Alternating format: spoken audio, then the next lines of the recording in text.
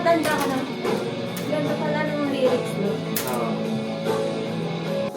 Cause there's a blue sky waiting tomorrow, shining in shimmer. Hi guys, welcome back to my vlog, and finally nagagamit ko na tong DJI Osmo Pocket 3. And today guys, pupunta kami sa workplace namin kasi meron kaming Geräte Anweisung or training and orientation para sa mga machines na ginagamit namin dun sa hospital. Especially yung ventilator tsaka yung machine for polygraphy guys. So dyan kami nagtatrabaho guys. Yun yung hospital na pinagtatrabaho namin.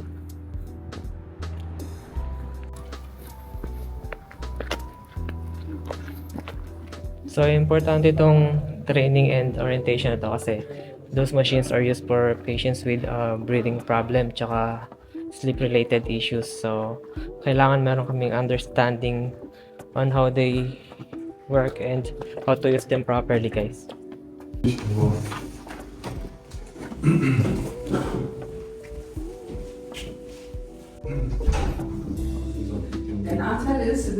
So ayun guys, tapos na yung ano namin, yung training and orientation. And pupunta kami ngayon ng grocery. Papakita namin sa inyo kung magkano yung mga presyo ng bilihin dito sa Germany.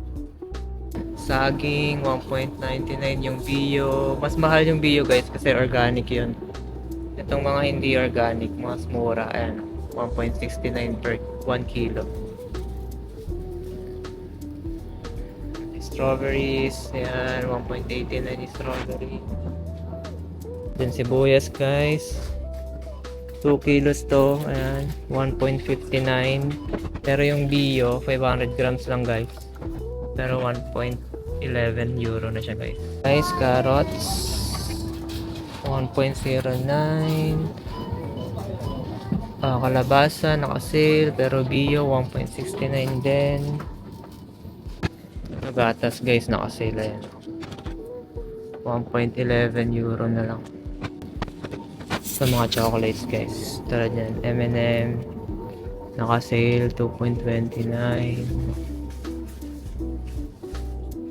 Ito masarap to guys, oh, yung Hanuta, 3.29. Ferrero, 4.79 guys. Yan guys, mga sabon panlaba, 18.95 euro. And then yan, may mga pads din. So guys, may Fabricon, Dusi, 3.69 euro. Meron ding Lenor, 3.45 euro. Yung mga panlinis, panghugas ng sabon guys, yan, 0.95. So guys, mga kape naka-sale, ayan, 5.49. May mga naka-sale din sila dito guys, ayan. Pero yan yung mga near expiry na, kaya mga naka-sale yan. Ayan.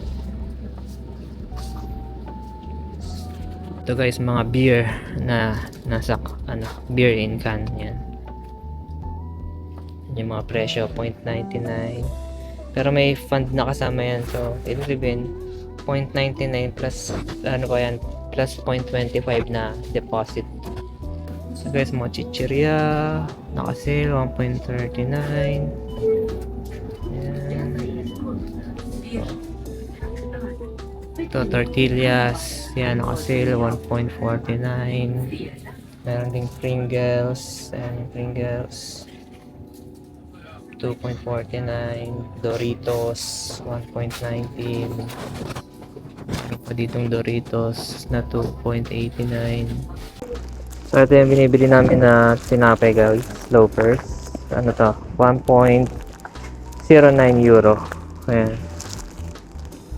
Ito guys, 2 kilong asukal, 1.79 euro guys. Ayan. 10 pieces eggs guys, 2.49 euro. Ayan. So guys, bigas basmati rice na 1 kilo. Nakasale siya from 2.99, 2.49 na. Guys, ground beef, 4.19 euro. So guys, bumibili kami ng Actimel dito. Ito yung parang alternative namin sa Yakult, 2.99.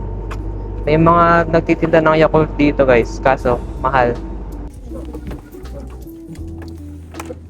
So guys, hindi ko alam kung kita niya pero may Northern Lights dun.